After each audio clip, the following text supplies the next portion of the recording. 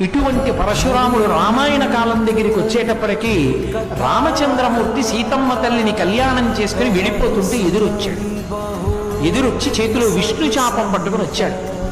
నిజంగా ఆయన వస్తుంటే పరశురాముడు వశిష్ఠాది మహర్షులు చూశారు.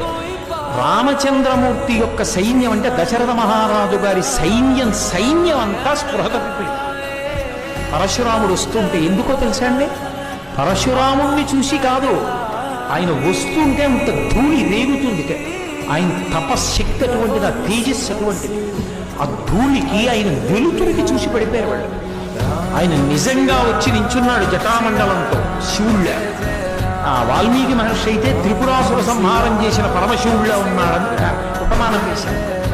నిలబడితే దశరథ మహారాజు గారు భయపడిపోయి, ఇంతమంది క్షత్రియుల్ని చంపేశావు, ఇంద్రుడి దగ్గర ప్రతిజ్ఞ చేసి మానేశామని విన్నాను, ముక్కు పచ్చలారని వాడు లేక పుట్టాడు, పుత్రకామేష్టి చేశాను, పెళ్లి చేసుకుని ఎడుతుంటే చంపేస్తావా ఏమి అని పాపం బతిమాలుతున్నాడు. రాముడు తండ్రి ఉండగా ఎక్కువ మాట్లాడ్డాడు. ఏమిరా పిల్లవాడా అన్నాడు. దశరథుడిని విడిచిపెట్టి రాముడి వంక తిరిగి, శివధనస్సుని భంగం చేశావుట, ఏది విష్ణు శాపాన్ని అందుకో చూద్దాం అని తన తాతగారైనటువంటి రుచీకుడి దగ్గర విష్ణువు పెట్టినటువంటి ధనస్సుని ఇప్పుడు తీసుకొచ్చాడు. తన తండ్రి జమదగ్ని దగ్గర ఉన్నది తనకిచ్చాడని చెప్పి పట్టుకొచ్చి ఏది శివధనస్సుని ఎక్కువ పెట్టిన వాడివి విష్ణు ధనస్సు కూడా ఎక్కువ పెట్టన్నాడు. ఆయన వెంటనే విష్ణు చాపాన్ని అందుకున్నారు. బాణాన్ని సంధించు అన్నాడు.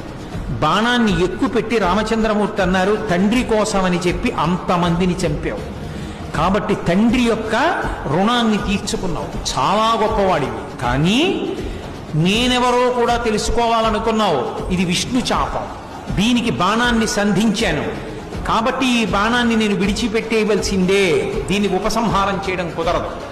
కాబట్టి ఇప్పుడు ఈ బాణం వేసి నువ్వు సంపాదించుకున్న అక్షయ లోకాల్ని పడగొట్టైనా, అక్షయ పుణ్యాల్ని పడగొట్టైనా, నీ గమన శక్తిని పడగొట్టైనా కాళ్ళ మీద బాణం వేస్తానిక నడవలేవు, రెండిటిలో ఏది కావాలో కోరుకోవాలి అనేటప్పటికీ చూశాడు పరశురాముడు. అర్థమైంది. కృష్ణ భగవానుడు అప్పుడు అగస్త్య మహర్షి ఆశ్రమంలో కృష్ణ మంత్రాన్ని ఉపదేశం పొందితే ఆవేశించి చెప్పాడు కదా, భవిష్యత్తులో విష్ణు శాపాన్ని ఎవరు పట్టుకుంటారో అప్పుడు నీ ఆవేశాలన్నీ తొలగిపోతాయి, పర్వతం మీద తపస్సు చేస్తావు ఇంకన్నాడు. అర్థమైంది. ఓ విష్ణు అవతారం రామచంద్రమూర్తి వచ్చారు ధర్మాన్ని నిలబెట్టడానికి, ఇక నా అవసరం లేదు ఈ లోకానికి అనుకున్నాడు. అనుకుని, రామా నా పాదములను కొట్టేస్తే నేను ఈ భూమిని కశ్యప ప్రజాపతికి దానం చేశాను, గమన శక్తి పోతే రాత్రి అయితే నేను ఈ భూమి మీద ఉండకూడదు, వెళ్ళిపోవాలి మహేంద్రగిరి మీదకి, అందుకని నా గమన శక్తిని కొట్టకు, నేను సంపాదించుకున్న అక్షయ పుణ్యాల్ని కొట్టేసేయమంటాడు.